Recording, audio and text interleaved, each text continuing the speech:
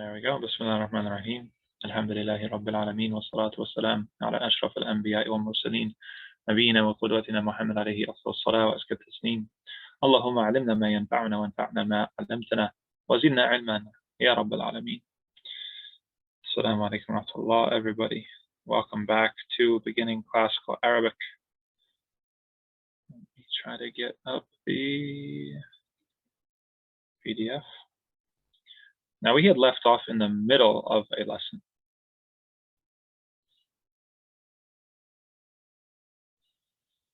Okay, so we had left off on page 85. And we had completed everything up until this exercise down here. Iqra waktub. We were talking previously about using ayu, which means which one. And the difference, of course, between which and what is that we use which for situations when the number of possibilities is known and limited, right? Which house is it? Right? Maybe there's only so many houses on a block. You could say what house, but it's more correct to say which house because it's a known population of houses or amount of houses. So ayu is which in Arabic. You probably, if you know Surah Ar-Rahman, فَبِأَيِّ آلَاءِ رَبِّكُمَا تُكَذِّبَانِ. Which of your Lord's favors would you deny?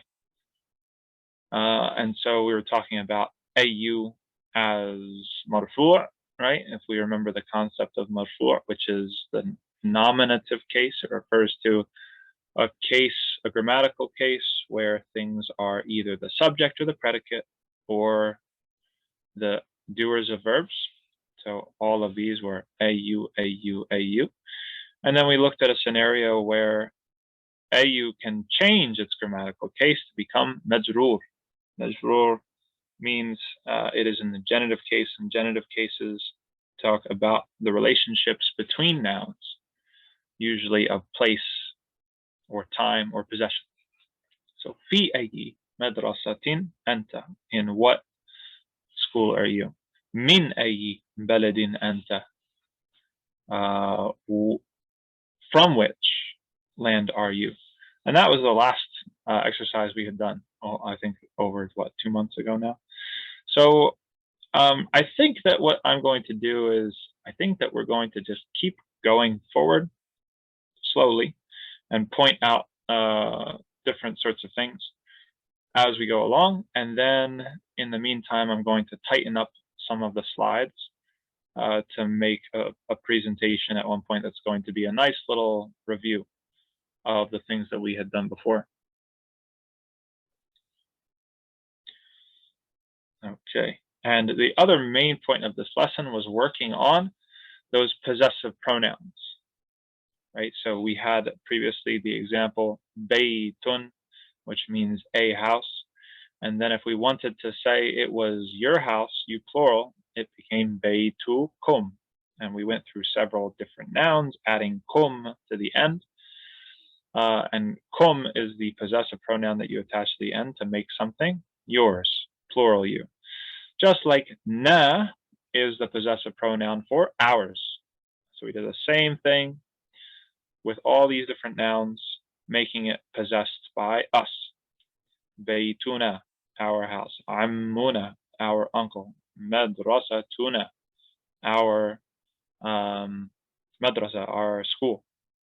Lugatuna, our language. Abuna, it was one of the 6 nouns. We'll review that later. Our father, etc., etc. So we're going through these kinds of lessons that were explaining to us the different types of pronouns and where they pop up. We talked about subject pronouns, ana, anta, huwa, hiya, and then we talked about the other types of pronouns which are the same. They look the same. The object pronouns and the possessive pronouns. The next exercise, it says iqra waktub. Read and write. Read the following nouns, keeping in mind the rule pertaining to non-Arabic proper nouns. This is kind of fun. We're going to be looking at some English names that are transliterated into Arabic letters. So we're going to see how they're spelled. And we're also going to try to recall how they're going to end. Notice that well, let's just give it to us since it's been a while.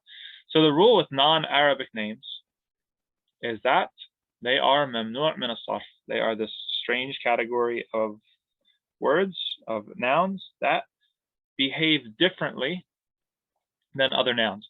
How can you tell a noun? I was teaching many of your children just today in the Sunday school. How can you recognize a noun versus a verb? Who would like to volunteer and answer there? You're looking in the Quran. You pop open the Quran. You just pick a random word. How can you tell? What's a surefire way to tell that something is a noun, is an ism? Any volunteers?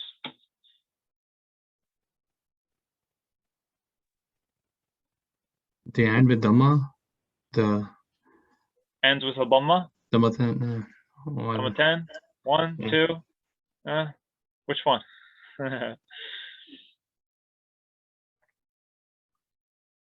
Two. You don't sound too sure. Let's go with Sister Musafrat.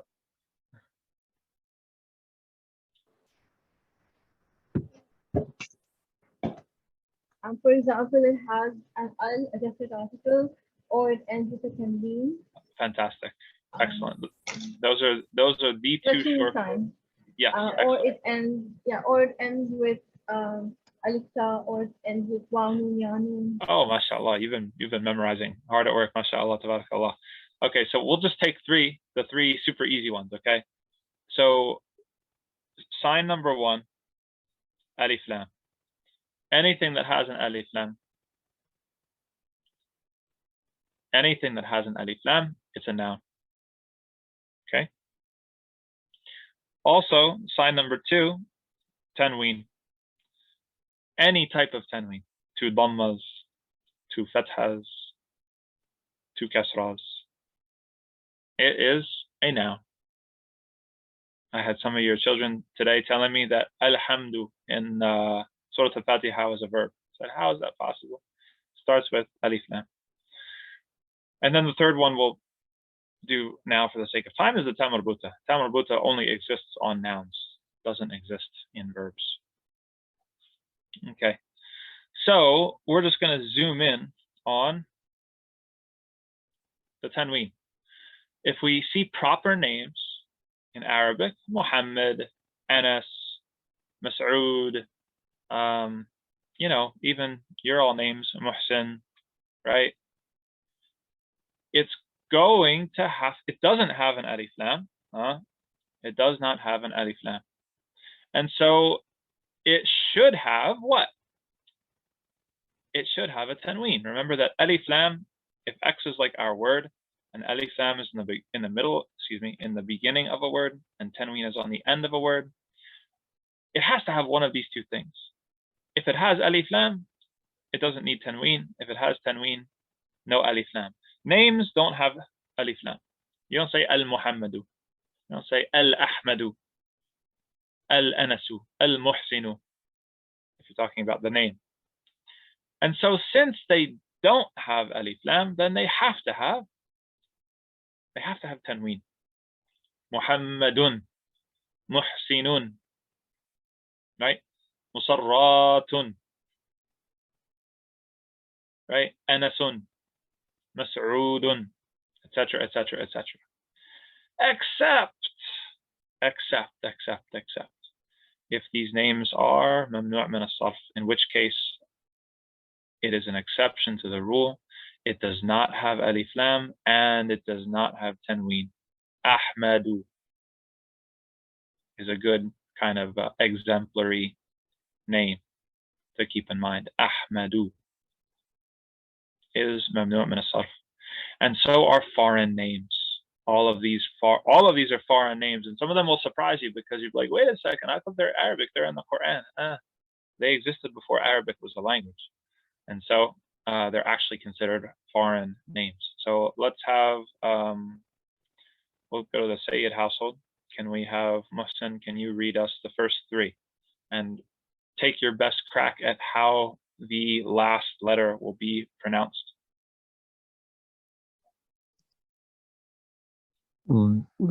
William. Yeah, But I that's have right. a question about this Yes. Ahmadu. Yes. What is please refresh my memory. No, no problem. Yeah. Yeah. What is this Ahmadu? Why it's not Ahmadun? Good, good. So we had this concept. It was a category of nouns that was called mamnu' min as-sarf. Okay. Mamnu' min as-sarf, what it means is that it is a noun that resembles a verb. Okay. In Arabic language and in Arabic morphology, strange things, and by strange things we mean exceptions, happen when certain types of words resemble other types of words. So I'm going to put out these two words for you, and I'm going to ask, and I'm not going to write any harakat. I'm just going to write the letters, and I'm going to ask you to distinguish for me which one is a verb and which one is a noun.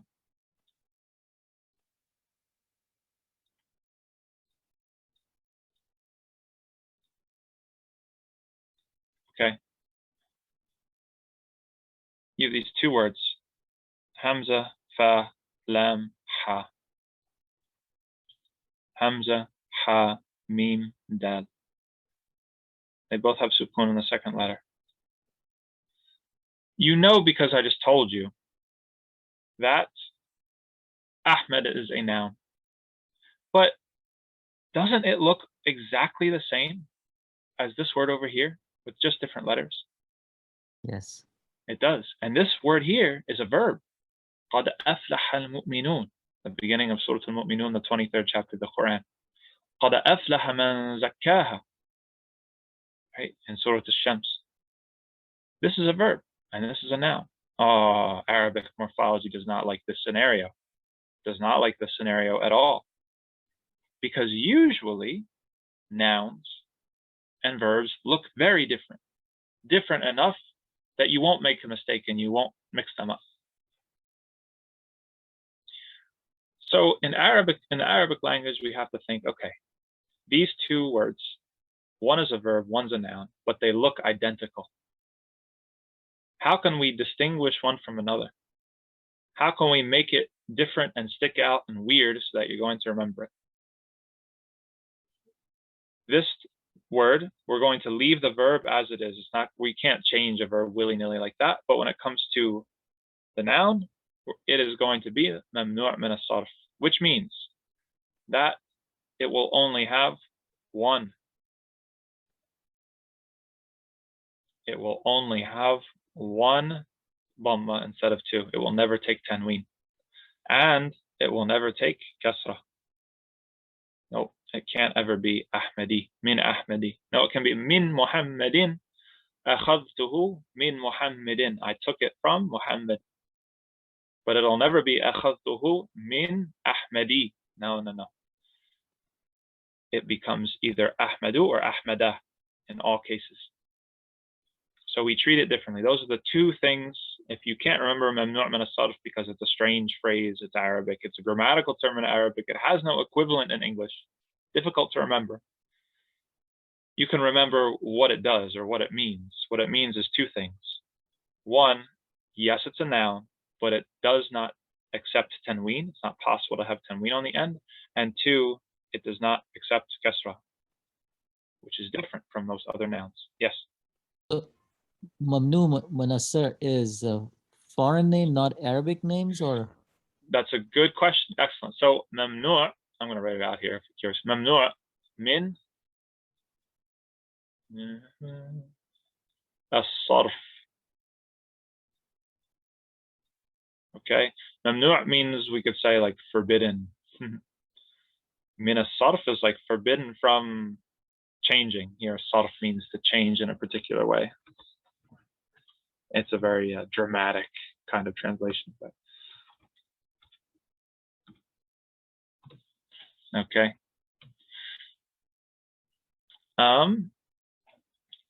Now there are different types of things that will imagine that, like mamnu' min as-sarf is like a jail for Arabic nouns. All right. There's not just one offense that can land a noun in mamnu' min as-sarf jail. There's multiple offenses. Okay. One crime is looking like a verb. Okay. So Ahmed is an Arabic name through and through. Okay. But its crime, it looks like a verb. Lock them up. Mamnu' min as-sarf. Okay. A different crime is being a foreign name. Right? So all these William, Edward, and you have to pronounce it with it as best of an Arabic accent as you can. That's a different offense. So they get put in mamnu' min as-sarf jail. And there's a whole long list of offenses, and it's not the time or place to get into them all now, but we'll slowly get introduced to some of them one by one. And these are two of them. So you've learned one. If a noun looks like a verb, you can bet it's an offense. It's going to be mamnu' min as-sarf. If particularly this morphological pattern, this kind of sound pattern, aflaha, ahmadu, right? That sort of pattern is a notorious pattern. It's going to be mamnu' min as-sarf. And if they're foreign names, Thomas, right? They were always used to say to me, when I was over in Medina, right? My name used to give people fits because it doesn't exist in, even though the root word actually is a Semitic word, they have the word in Arabic, but it's not like my name appears in English, Thomas. So my name would be mamnu' min as-sarf. Okay, so how then would William, how would it end? Williamu. Yeah, with just one dhamma. That's what we're looking for here, right? That's just the big secret, guys. It's not that hard. Every single word in this list is going to just end with one dhamma. Why a dhamma? Because we're assuming that's the default case, right? Marfu', nominative. It's not part of a sentence that it would change, and they're all mamnu' min as-sarf. And so none of them are going to have tanween. Now, as we go through this list, look at the names, and some of them will surprise you. So let's do 3 each. So go ahead, Dr. Muslim, keep going. Williamu, Eduardo, Londonu. Good, and that's the name of the capital of England, right? London. Okay, very good. Is Sister Syra there? Yes. Okay. Walaikum salam. Let's try the next 3. Oh, this is a tough one. Try this one out. Parisu. Yeah, Paris, right? Because we don't have P in Arabic. So parking becomes barking like a dog, and Paris becomes Baris. Pakistanu. Good. Zindabad, Pakistan Zindabad. There you go.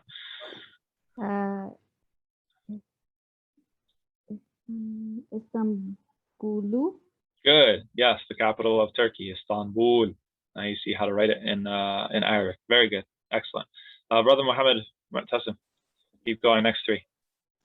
Ibrahimu. Ah, interesting. Yes. Ismailu. Mm-hmm. Ishaqu. Oh, very good. Surprising, huh? You're like, wait a second. Aren't they Arabic names? No, they're not Arabic names. They existed long before Arabic was a language. And so they're not Arabic names, but they became Arabized and they're in the Quran. But even these awzan, even these phonetic patterns are not native to Arabic. We don't have any words on that sound like Ibrahim or Ismail. Those are longer with different sort of sound patterns than what we're used to in Arabic. So they are mamnu' min as-sarf. They get put in prison, and they will never, if you look in the Quran, they never ever ever have tanween, and they never ever ever have a kasra. Min Ibrahima, right? Or min Ishaqa instead of min Ishaqi. No. Can't do that. Okay, good. Keep going, Sister Musabah. I think Allahumma salli ala Muhammadun, but then we say Allahumma barik ala you know, we say Ibrahimi. Allahumma salli ala Muhammadin. Yes. Yes, exactly. The Salat al-Ibrahimiyya. Very good. So Allahumma salli ala Muhammadin wa ala ali Muhammadin. Kama salayta ala Ibrahima wa ala ali Ibrahima. That's a very good example. Nice work.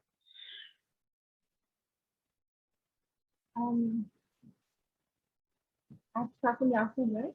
Yes. So Yaqubu, Ayyubu, Sulaymani. Yes, very good. And just like with the other prophets, they were before Arabic. Okay, so they are foreign names. Excellent. Next three, I think, were with the Sheikh family. Dr. Zia? Daudu, Yunusu, Idrisu. Very good. And the last three, look at that. I didn't even realize it was going to evenly fit with no remainder. Sister Asma, if you're there. Jibrailu, Mikailu, Fir'aunu. Good, exactly. And the Fir'aun should be extremely familiar to you because it's more in the parts of the Quran that you might be familiar with. Fir'aun. Idhaba ila Fir'auna. Innahu tagha. Right? It can't have, it should be, you guys know enough Arabic now to say it should be, if it were anyone else, idhab ila Fir'auni. But no, Fir'auna, because it is we in the jail of Mamnu' min as-sarf. It's a foreign name. It sounds foreign too, if you have gotten used to Arabic sound patterns. Fir'aun, it's not your normal sort of Arabic sounding word. In addition to the names of the angels, and notice that there's a difference here between Jibril and Jibra'il, right? Those are two different ways of saying the same angel. And Mikael. Very good. Any questions about this little exercise? It's kind of like a side note, but it's interesting. You know, maybe you've wondered, maybe you've read the Quran and wondered, why is that like that? Out of curiosity, it's Sulaymanu. How about Salman? Is it Salmanu? Oh yeah, Salman. Salman is, I think Salman, if I'm not mistaken. Yeah, he's Persian. So. I'm sorry, what's that? Salman is Farsi, so it's Persian. Salman himself is Persian, but the phonetic pattern is Arabic. Salmanu, Silwanu, Diwanu. But there are, remember, there's other offenses for being Mamnu' min as-sarf. And we will get into them. My gut instinct right now, off the top of my head, is to tell you that Salman is also Mamnu' min as-sarf, but not for the same offense. Not because it's from a foreign word. There are different patterns, just like Ahmed, that make something Mamnu' min as-sarf, but are different patterns. Can anybody, I mean, I guess we have phones, right? Can you look up a hadith? Because if you find a hadith, it'll tell you right away. Look up a hadith an Salman. It will either be an Salmani, which doesn't strike me as right, or an Salmana. Yeah, it comes under Alif Nun Ziyada. Like Ramadan, Imran, Sulaiman, Safwan, Salman, Rizwan. Yes, exactly. So if I'm not mistaken, off the top of my head, that is its own offense in Arabic morphology. It's another phonetic pattern that gets you into the jail of Mamnu' min as-sarf. Anything with that alif noon at the end. Salman. That's a good question. Any other questions before we move on?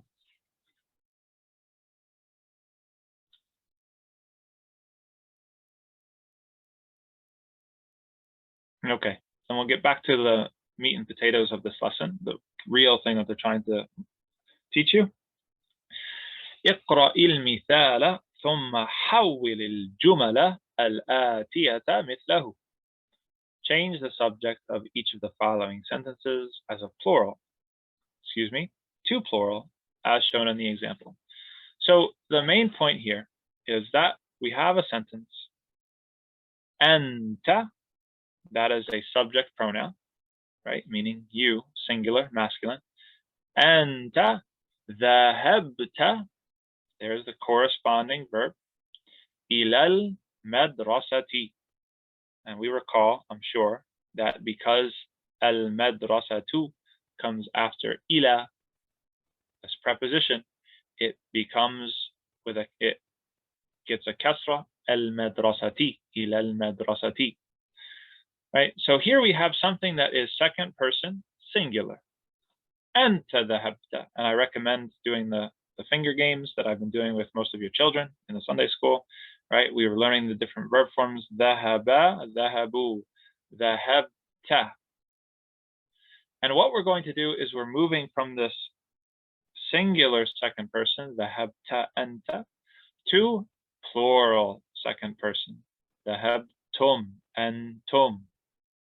So here we have the second person plural subject pronoun, you all, antum. And then we see how dhahaba as a verb is conjugated to the second person plural, dhahabtum ila al-madrasati. Good. So now you're going to read this. You're going to then translate it into English, and then you're going to make it into the second person plural. Let's start with the Sayyids. Mohsin. Anta kharajta min al-fasli. Excellent. What does that mean? You just left from classroom. Very good. Excellent. Now make it second person plural. Antum kharajtum min al-fasli. Fantastic. You all left the classroom. In English, idiomatic English, we'd say you all left the classroom. But a word by word translation, left from the classroom. Okay, no problem. Syra, can you do the next one? Okay.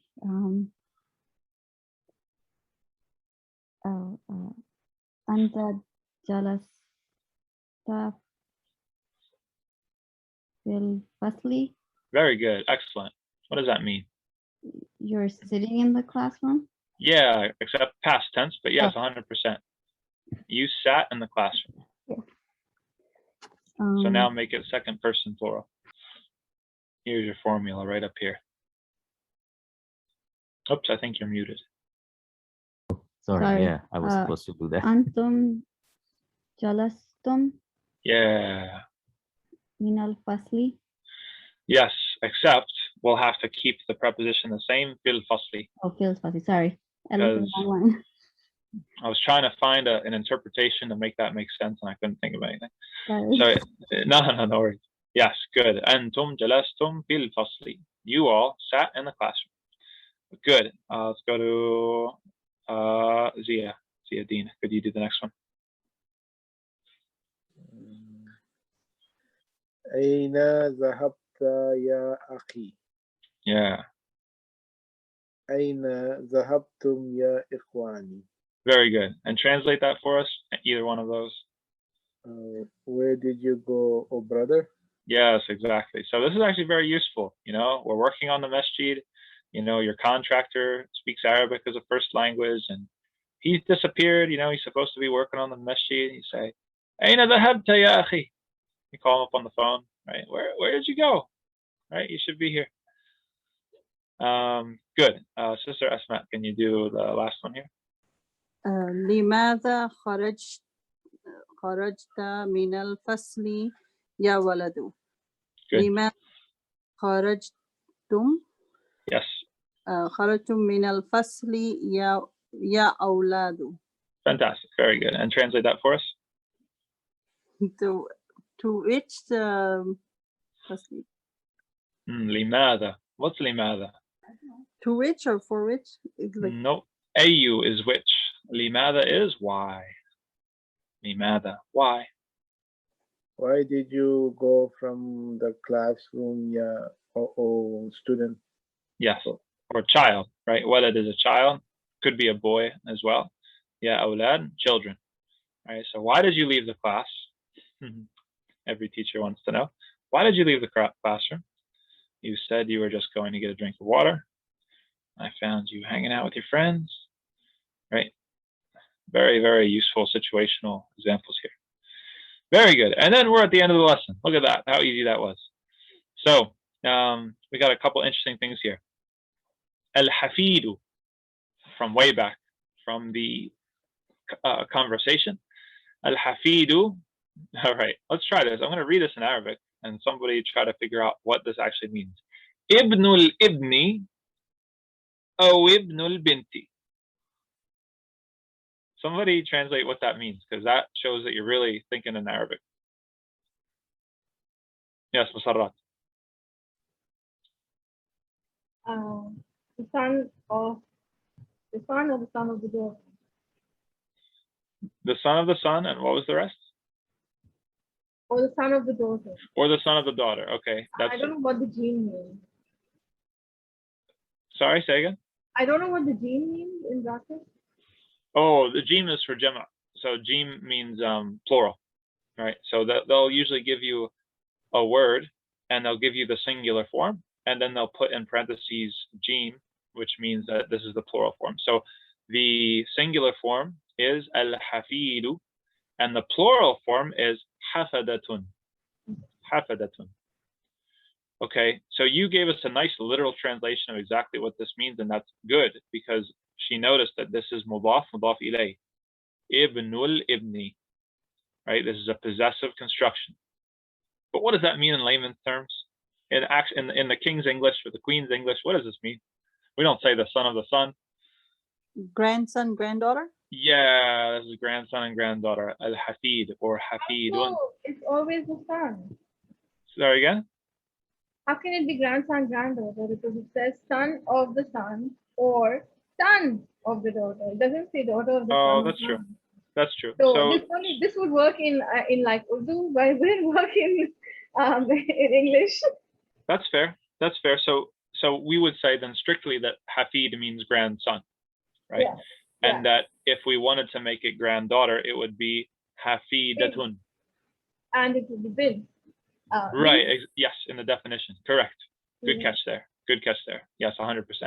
See, you guys are ready for your genealogy, right? Because the Arabs, they love their genealogy, like, or miraf, right? If you're doing inheritance law, it's like ibnul ibni bintil ibn, and all this other thing. You're just going back and forth between all of the different family ties. So good. Al-Hafid is a grandson.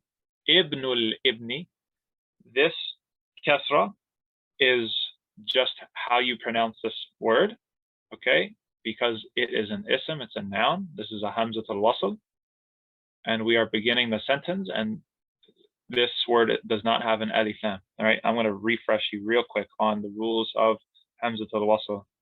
Okay, so we have two possibilities. Either it's a noun,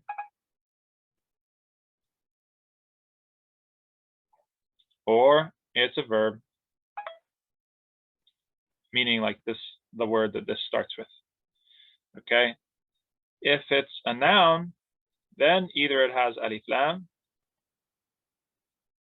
or it doesn't. Okay,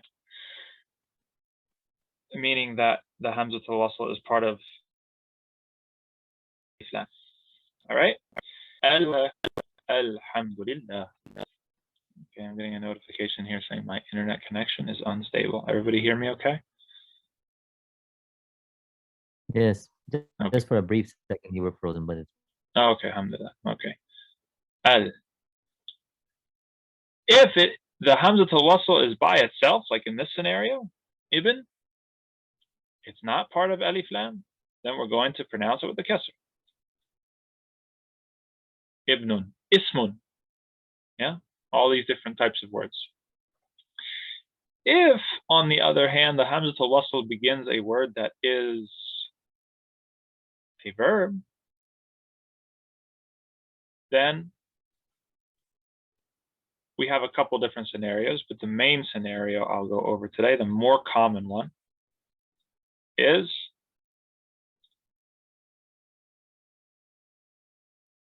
a simple command.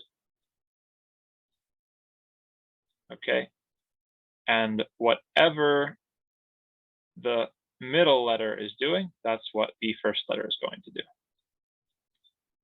Except this can only be kasra or dhamma, one of the two. If this is dhamma or fatha, then it's going to be dhamma. If this is kasra, then it's going to be kasra. Okay, we had talked about that a long time ago, so probably forgot, and that's fine.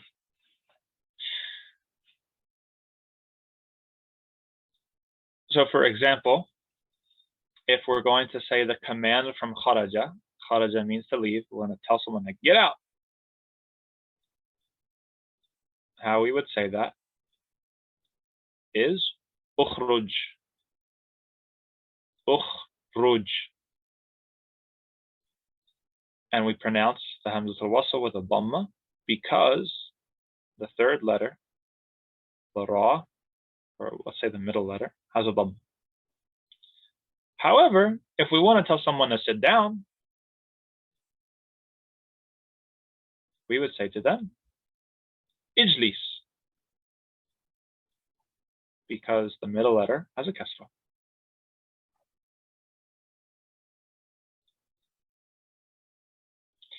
And an example of the final scenario, if we wanted to tell someone to write something. No, that would be the same. Uktub, yadrib. Okay, if we wanted to tell someone to open something, there we go. That's what we're looking for.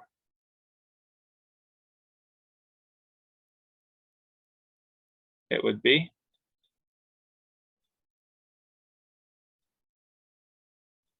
iftah. So I just proved myself wrong. I misspoke, excuse me. Sometimes the teacher needs review. Dhamma goes to dhamma. And fatha and kasra go to kasra. There, that's a hot mess for you to read. Ukhruj, ijlis, iftah. That is a verb. The more important thing is to get the nouns straight. That's the more important thing, and that's much easier. Either it's alif lam or it's not. If it's alif lam, it's with a fatha. If it's not, it's with a kasra.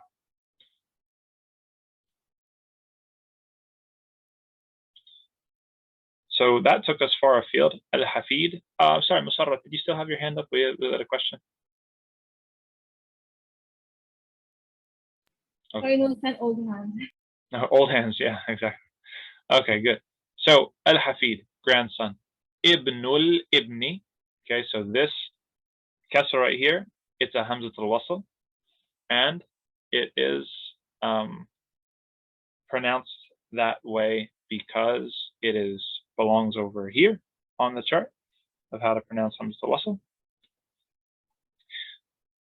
But this kasra over here is because this is a possessive construction. Remember, mudaf, mudaf ilay.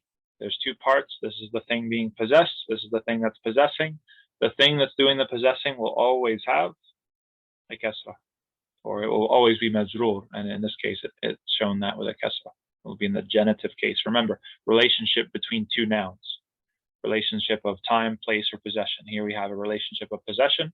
The second word is in the genitive case. Genitive case shows here through kasra. Ibnul ibni. Whereas the first part, no, first part stays the way it is. Ibnu. Ibnul ibni. The first part is not changed in that way. It is changed in losing its tanween. By itself, it would have been ibnun. Now it's just ibnu. Okay. Oh, ibnul binti. Very good. And the plural of that is hafadatun. The next word, al-kulliyatu. This is like faculty, department, college even. Right. So, one Yes. more thing. Yes. So, the ibnul binti is daughter's daughter? No, son. No, son's daughter. The son of a girl. Yeah. Right? If you have to straighten it out, always use of. Or the son of a girl, which means like your grandson through your daughter. So is it son of a girl or son of my girl? Here it's el bintu, so it's son of a girl. But contextually, I mean, yeah. Well, Honestly, I mean, no, it wouldn't have to be your girl, because anybody, if he's the grandson of so-and-so, right? It's whatever family they belong to. So al-kulli, yes, is there any other question? Sorry, and hafidatun includes, is it only males or is it males and females? Al-hafid is for Oh, males. It would be hafidatun for, oops, man, hafidatun. Oh boy, I'm all over the place here. You get the idea. With this word with the ta marbuta would be for feminine, for granddaughters. And then because it has a ta marbuta, it would have a different plural. It would have the plural here, hafidatun, right? It would be a sound feminine plural. Yes, please.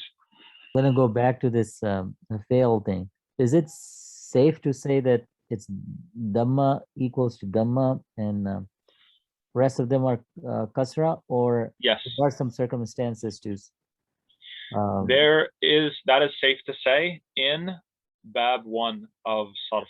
Okay, I don't know how much you guys remember this, but we were talking about the different,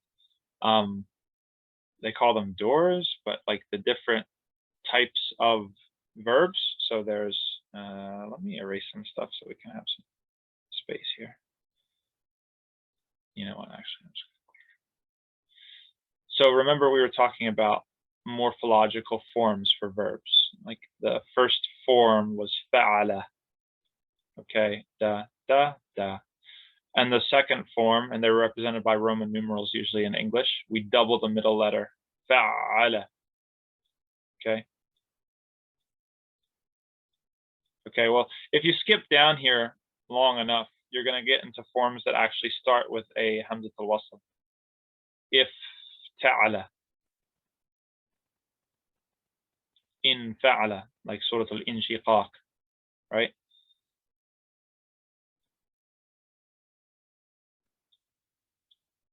So what I said before applies to this, form 1. How do we make the command in form 1? We stick a Hamzatul Wasl in front of it, and then we change this to a sukoon. And so that rule that you just said applies to this 100%. Dhamma, dhamma, everything else, kasra. But it does not apply to down here. If ta'ala, in fa'ala. And we'll go over that stuff later because it's a little bit above our head right now. Istaghfara, right? The 10th form is probably a little bit more familiar to you. Istaghfirullah, right? It starts with a Hamzatul Wasl. So forget all that stuff for now. But yes, that rule holds true for form 1, 100%. Good. Any other questions? Al-kulliyatu, singular. The plural, jama', kulliyatun. Faculties, departments, colleges. Example here, kulliyatu tibbi. The faculty of medicine, or the college of medicine, the department of medicine. And notice how this is mudaf ilay. How can we tell? Because this is a noun, it has no alif lam and no tanween. It loses its alif lam or tanween because it's now possessed by the second part. Oh, there's other examples here. Kulliyatu shari'ati. That's my faculty all the way. Kulliyat Sharia. Kulliyatul Handasati, faculty of engineering, and so on and so forth. Oh, they've even got more. Kulliyatut Tijarati, the faculty of business. And that's the end of that example. Okay, the next word they have here is al-mahkama. Al-mahkamatu is the courthouse. The courthouse. The last place you want to be if you're abroad. You don't go there unless you've got legal issues. Al-mahkama. Al-mahkamatu. Here we have al-akh, which you know is brother. And we talked about it. It has two plurals. Okay. Ikhwatun and ikhwanun. So it's really difficult but important to distinguish this word from ukhtun and akhawatu. the next we have a very formulaic phrase to welcome somebody in Arabic. Ahlan wa sahlan wa marhaban. Very, very, very formulaic phrase. Literally, it means family and plain and welcome. Meaning like you have a family here. May your travels be as easy as traveling across flat land, and welcome. It's interesting how the culture of a people can determine or influence those sorts of phrases, because it shows you how much the Arabs depended on trading and caravans and transportation, that their iconic phrase of welcome has to do with, may your travel be on a plane, right? Not an airplane, but a flat piece of land. Like everybody immediately knew how difficult it was to be traveling on rough terrain, mountainous place. El-Yunanu, that's Greece. Nasraniyun, this is a Christian, singular. And you're probably more familiar with the plural from the Quran, Nasara.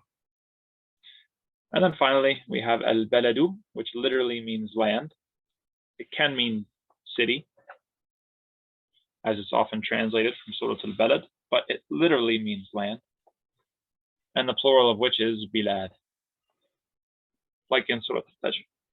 Lam yukhlaqu mithluha bil bilad. In all the lands, right? There never was anything like what they used to create of houses. Fantastic.